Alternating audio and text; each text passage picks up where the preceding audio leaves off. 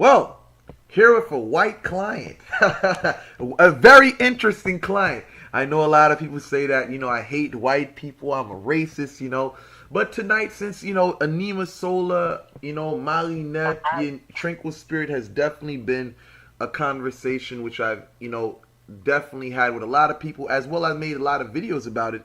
One thing people don't understand about the intranquil spirit, the intranquil spirit manifests in people who've lived very hard lives and made a change. Because when you see Anima Sola is basically a person who, according to religious texts, the explanation of Anima Sola's situation is a lady burning in a purgatory, for her actions and deeds. But you see the chains being broken and her actually getting out of it, which is a representation of her leaving the purgatory. So, question, so let's go back into your background because the stories was very interesting. So as a childhood, your murder, I'm aware about the murder situations that transpired. So I want to know about the details behind that. Like, I mean, as a child, I think of a person as being a child. They're playing with dolls and stuff like that.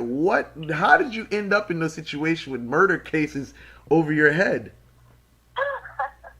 Well, after being in foster care for many years, I got sent back to my mother, where I killed my best friend in an accident, and I was sent to juvenile facility, maximum lockdown.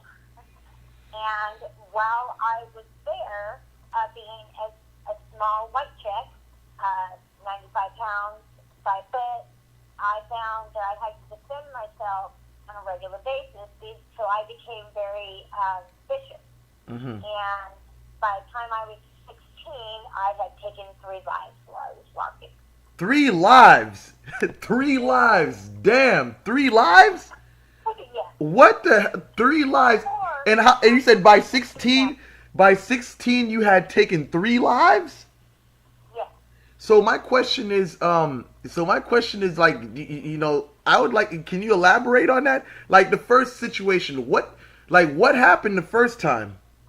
What got me in there was an accident. You want me to go? I know about the accident. Well, I know about the accident. I want to, I know I know about the accident, but the first murder while you were in juvenile detention. What? Okay. Well, what had happened? And what was the juvenile detention? What was the name of the juvenile detention center?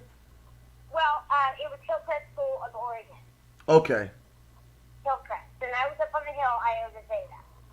Mm-hmm. This is back in the 80s, because I'm older now. Right. Well, what had happened is I got transferred, and how it all happened and why these 3 girls ended up dying is because when I first got transferred from OSH, which is the Oregon State Hospital, which I spent 2.5 years in, they transferred me over to Hillcrest, and put me up on the hill, which is maximum security because I'm a sensitive case. So when I first got there, what actually initially happened was that me being as small as I was even smaller than I am now, believe it or not, I got jumped in the bathroom by 3 girls. Mm-hmm. And they beat me to an inch of my life.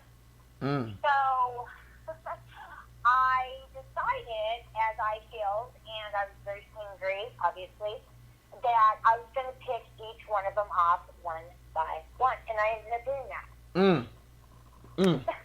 Yeah. So, okay. And I did. Mm-hmm. Yeah. So the first one didn't die immediately. It took 11 months for her to die because I knocked her down the stairs. And if you're in the Hillcrest School of Oregon, as you know, it's called Robert S. Farrell, which is the high school there. But we travel underground, especially the maximum security kids. There's tunnels underground we go to. But the tips of the stairs are all cement. The tips of the stairs are all metal. And when I knocked her down the stairs, she ended up breaking her neck, and it took 11 months for her to die. Mm. But that charge came back on me later. Mm. And what do you mean by that? It came back. What happened? Well, initially I was charged with, even though I was already in a lockdown situation, initially they added to your record, I got aggravated assault or something stupid. I don't know, it's been so long.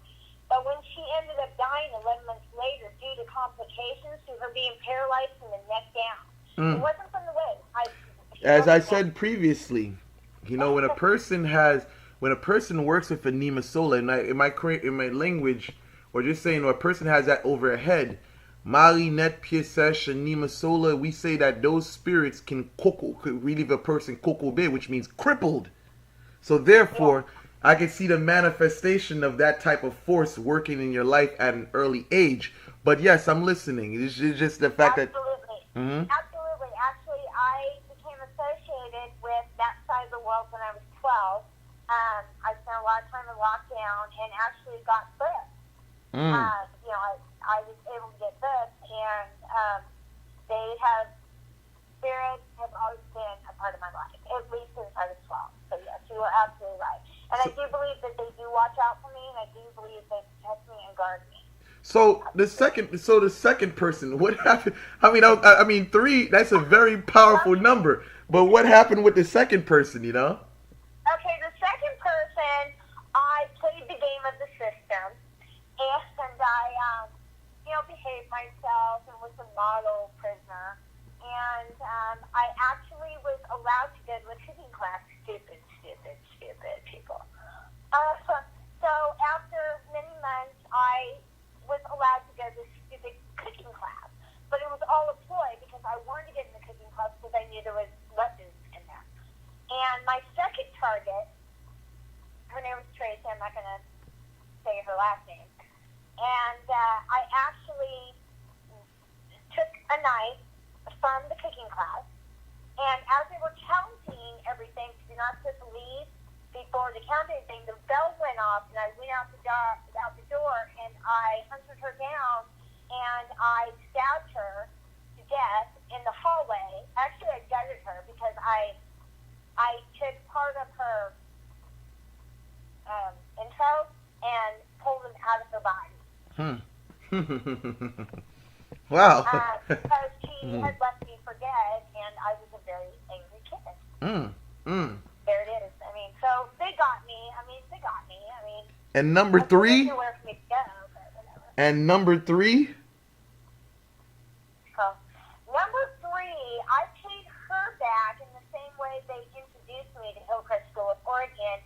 Is I caught, and this is about a year later, because they wouldn't, of course, let me out around people. I was literally locked down for 23 hours of my life and allowed out for an hour. And it took me a year to play the game yet again, to be able to get out of my room and convince them that I was safe, which I wasn't, because in my head I knew what I was going to do. I ended up getting her name was Rabina, I'm not going to say her last name either, and I ended up taking her in the bathroom and did to her what they did to me, and I took her head and I slammed it into the porcelain sink until she died. But see, she didn't have her friends to back her up. It was just one-on-one. Right. So with this past that you have, how was it breaking back into society? And, with a past like that, how has it been, just what made you change from that mode of existence? People say, yeah, it's a child, but that's a very hard plight to basically, not have as an adult. These are things that grown men actually do, but what you did, what grown men have done in their olden age, you did it when you were a child. So the question is, what caused you to change? What brought this change into your life? Of course, we know you were let go, and you could have kept on with that path, because you see a lot of people that are labeled as so-called alleged serial killers and things of that nature. They start off young with killing animals. I was definitely considered a serial killer. Anything over 3, you are considered I was a child killer. Yes, that's true. And what changed me was, it wasn't really who I was. I was just dealing with the circumstances around me. And I knew that I was better than that, and I knew that this was not going to be my life.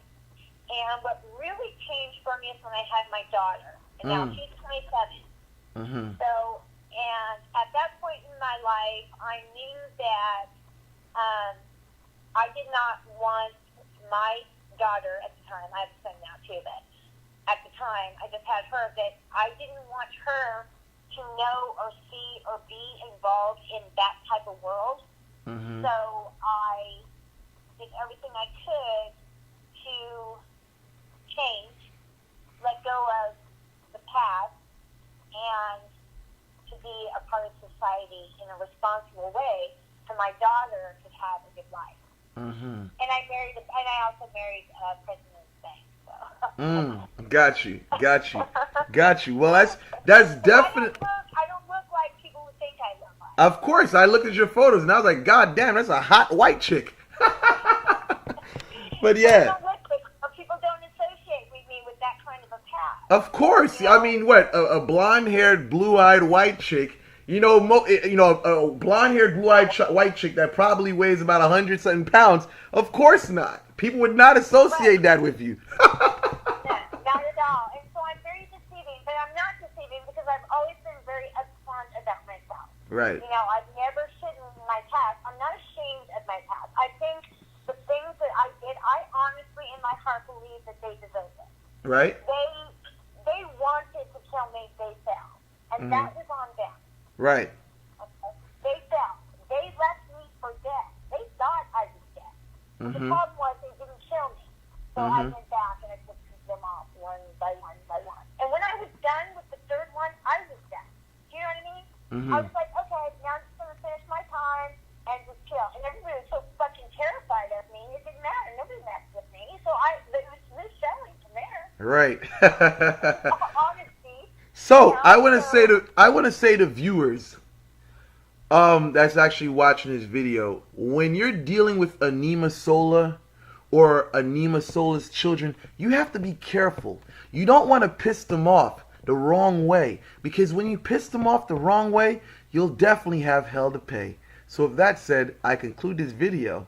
And I thank you for helping me out with this video, because I definitely wanted to give a display of the energy that flows with Anima Sola, and as well as use it, the story to show, what you were in the past and where you are today, as a difference. And this is the model that I say with many people. I've actually had other people that had Anima Sola's, energy over their life. I had one person, because again, Anima Sola can manifest in the level of criminal behavior. It can manifest in the world of people with life-threatening illnesses, which I had one person who had cancer. That person was nearly going to die, and that person was able to make it out of there and basically become, a normal living person. But when you're faced with these tragic events, many people, they talk about, I don't got money here and I don't got this, but there's more greater situations or harsher situations in life, than those small things that people,